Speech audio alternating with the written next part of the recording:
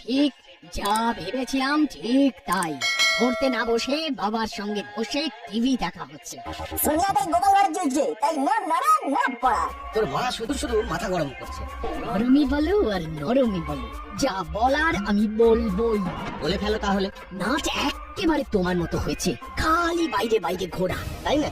আমার তো মনে হয় নাট হুবহু তোমার মতো হয়েছে, শুধু ভালো মন্দ খাওয়ার বাকি। ও মা গো, শেষে কিনা তুমি আমার খাওয়া নিয়ে খোঁটা দিলে। এটা এটা তুমি করতে পারলে? যা করার শুধু তুমিই করবে, আমি কি শুধু বসে বসে দেখবো? না না না, তুমি তো কিছুই করো না, সব দোষ তো আমার। এই শুরু হয়ে গেল। বাড়িতে যেন হরদম বাবা মায়ের ঠোকাঠুকি লেগেই আছে। না না, গোলমাল বাড়ার আগে তাল বুঝে সরে পড়তে হবে। হ্যাঁ,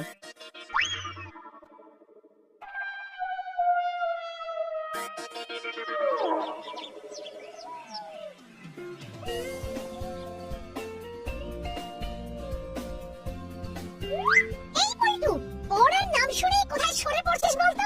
দিদা ধরে রেখেছো, তাতে কি আর সরে পড়ার উপায় আছে? টপ করে উঠে পড়লেই খপ করে ধরে বসিয়ে দিচ্ছ। সে তো বসাতেই হবে। তুমি পালিয়ে পালিয়ে বেড়াবে আর মাকে ছেড়ে দেবে? দাদু যখন এসেই পড়েছে তখন দাদুর কাছে পড়তে বস। আমি কোনো কথা শুনবো না। তাই আবার হয়, দাদুর কাছে তো গল্প শুনতে হয়। তাই আমি গল্প শুনতে পারি, কিন্তু পড়তে বসতে পারবো না। কোনো চিন্তা নেই, আমি তোকে গল্পের ছলেই পড়াবো। তবু ছাড়বে না। জ্বালায় পড়লাম রে বাবা। না পড়ার জন্য অন্য কোনো উপায় বের করতে হবে। কি হলোটা কি? আবার কি বিড়বিড় করছিস?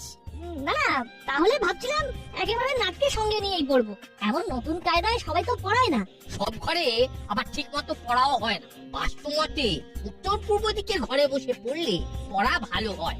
তাহলে ভালো পড়া না হওয়ার জন্য বাস্তু দোষ দেয়? সে তো বটেই, বাস্তু দোষ থাকলে শুধু পড়াশোনা নয়, আরো বিভিন্ন দিক থেকে বাধা বিপত্তি আসবে। তাই নাকি? তার মানে বাড়িতে অশান্তি হওয়ার পিছনে বাস্তু দোষ, ওটাই কাজের কাজ করে, তাই না দাদু? করে তো, আলবাত করে। যাক, এবার বেশ একটু হালকা লাগছে। বাবা মা যতই বলুক যে আমার জন্য ওদের ঝগড়া হয়, আসলে তো বাস্তু দোষে ঝগড়া হয়। হ্যাঁ, বুঝেই যখন গেছিস, তাহলে এই আনন্দে কিছু একটা করা দরকার। গরম গরম কচুরি আর মাখা মাখা আলুর দম খাওয়া দরকার। এই কচুরির জুড়ি নেই, একেবারে লাজবাব। এই গোটা কয়েক এখানে টেক করে নি, টেক। কি এখানেই তো সব খেয়ে নিলে, তাহলে বড় বাবুর জন্য হোম ডেলিভারি কি করে হবে?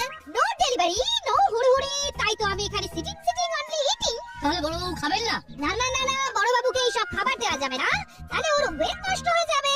আপনি বোধহয় হেলথের কথা বলছেন। এবার আপনিও আমার কথা ভুল ধরছেন। যা হেলথ তাই ওয়েলথ, সেম টু সেম। এখানে দাঁড়িয়ে থাকলে উনি আবার সাউথ এই না মানে চেঁচামেচি জুড়ে দেবেন, তাই মানে মানে পালাই। একই যাচ্ছেন কোথায়, যাচ্ছেন কোথায়? দাঁড়ান দাঁড়ান দাঁড়ান। তাহলে আমার কি, আমি ইটিংটা কাউন্ট করি। দাদু কিন্তু বেশ ভালো একটা অস্ত্র হাতে তুলে দিয়েছে। এবার যাই কিছু হোক, ওই বাস্তু দোষ দিয়ে চালিয়ে দেবো।